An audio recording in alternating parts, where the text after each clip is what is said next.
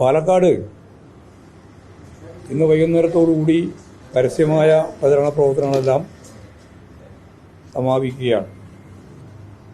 നാളെ ഒരു ദിവസത്തെ നിശബ്ദ പ്രചരണം മാത്രമേ ബാക്കി ശേഷിക്കുന്നുള്ളൂ. 20-ാം തീയതി പാലക്കാടിലെ വോട്ടർമാർ പോളിംഗ് ബൂത്തിലേക്ക് പോവുകയാണ്.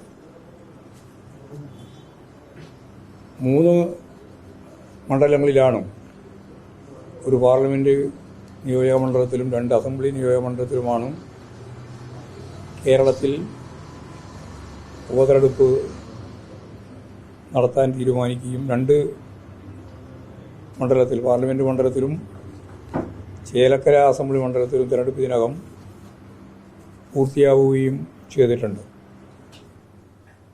ചേലക്കര നല്ല രീതിയിൽ ഇടതുപക്ഷ ജനാധിപത്യ മുന്നണി ജയിക്കും.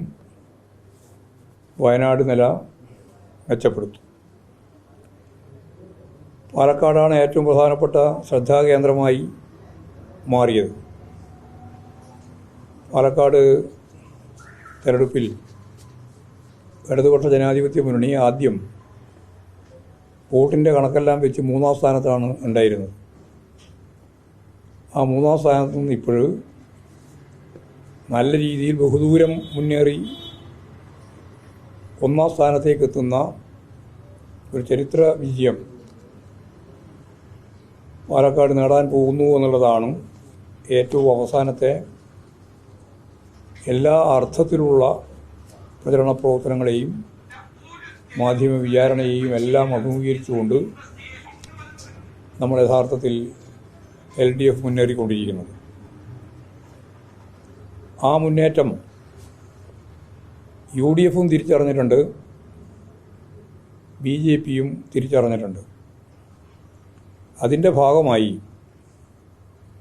ന്യൂനപക്ഷ വർഗീയ വിഭാഗങ്ങളും ഭൂരിപക്ഷ വർഗീയ വിഭാഗങ്ങളും പാലക്കാട് തെരഞ്ഞെടുപ്പിൽ ഇടതുപക്ഷ ജനാധിപത്യ മുന്നണിക്കെതിരായി ഒരേ സ്വരത്തിൽ ശക്തിയായി പറഞ്ഞുകൊണ്ടിരിക്കുകയാണ്. കണ്ണാടിയിൽ വെച്ച് നടത്തിയ ഒരു തെരഞ്ഞെടുപ്പ് പ്രചരണ സമ്മേളനത്തിൽ സഖാവ് പിണറായി വിജയൻ, കേരളത്തിൻ്റെ മുഖ്യമന്ത്രി, നടത്തിയ ഒരു പരാമർശം, അത് തെറ്റായ പദപ്രയോഗങ്ങളോ ഏതെങ്കിലും രീതിയിലുള്ള ഞാൻ ഈ പറഞ്ഞതുപോലെ വിമർശനത്തിന് വിധേയപ്പെടുത്തേണ്ടുന്ന കാര്യങ്ങളോ ഇല്ലാത്ത ഒരു പരാമർശം. ഞങ്ങൾ കൃത്യമായിട്ട് ഇതിനു മുമ്പ് തന്നെ 18-ാം ലോക്സഭാ തെരഞ്ഞെടുപ്പിൻ്റെ കാലഘട്ടം മുതൽ കൃത്യതയോടെ പറഞ്ഞു വെച്ചത് തന്നെയാണ്, ഇപ്പോഴും പറഞ്ഞുകൊണ്ടിരിക്കുന്നതുമാണ്. അതുപോലൊന്നുമല്ല, ജമാഅത്തെ ഇസ്ലാമിയുടെയും SDP-യുടെയും ആശയ തടങ്കലിലാണ് മുസ്ലിം ലീഗ് എന്നുള്ളതാണ്. അത് ഞങ്ങൾ ഇതിനു മുമ്പും പറഞ്ഞിട്ടുണ്ട്, ഇപ്പോഴും പറഞ്ഞിട്ട് വെറുതെ പറഞ്ഞതല്ല. ഈ തെരഞ്ഞെടുപ്പിലുൾപ്പെടെ, പാലക്കാട് തെരഞ്ഞെടുപ്പിലുൾപ്പെടെ ജമാഅത്തെ ഇസ്ലാമിയും അതുപോലെ തന്നെ SDP-യും മുസ്ലിം ലീഗുമായിട്ടും UDFുമായിട്ടും എന്ന് പറഞ്ഞാൽ പൊതുവെ കോൺഗ്രസ് ഉൾപ്പെടെ ചേർന്ന് ഇടതുപക്ഷ വിരുദ്ധ പ്രചാരവേല നടത്തിക്കൊണ്ടിരിക്കുന്ന ഘട്ടത്തിലാണ് സാദിഖ് അലി തങ്ങളെ സംബന്ധിച്ച് ഈ പരാമർശം സഖാവ് പിണറായി നടത്തിയിട്ടുള്ളത്. അപ്പോൾ മതപരമായ ഉള്ളടക്കത്തെ അടിസ്ഥാനപ്പെടുത്തിയിട്ടുള്ള വിശദീകരണമാണ് ലീഗ് നേതൃത്വം നടത്തുന്നത്. സാദിഖ് അലി ശിഹാബ് തങ്ങൾ മുസ്ലിം ലീഗിൻ്റെ സംസ്ഥാന അധ്യക്ഷനാണ്, ഒരു രാഷ്ട്രീയ പാർട്ടിയുടെ പ്രസിഡൻ്റാണ് എന്നർത്ഥം. ആ പ്രസിഡന്റിനെ രാഷ്ട്രീയമായിട്ട് വിമർശിക്കാൻ പാടില്ല എന്ന് പറഞ്ഞാൽ മനസ്സിലാക്കാം. അതിൻ്റെ അപ്പുറം കടന്ന് ലീഗിൽ തന്നെ വലിയ പ്രസക്തിയൊന്നും ലഭിക്കാത്ത ചില ആളുകൾ